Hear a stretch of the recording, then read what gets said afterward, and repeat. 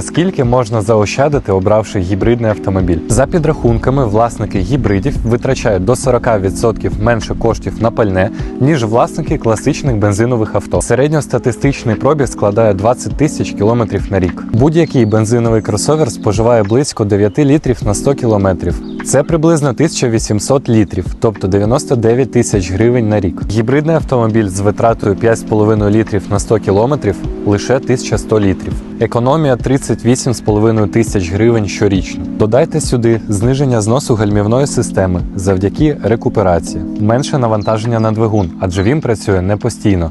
А коли працює, то робиться в парі з електродвигуном. Рекуперація енергії – зарядка під час гальмування, тобто енергія накопичується і знову використовується. Тиша та комфорт.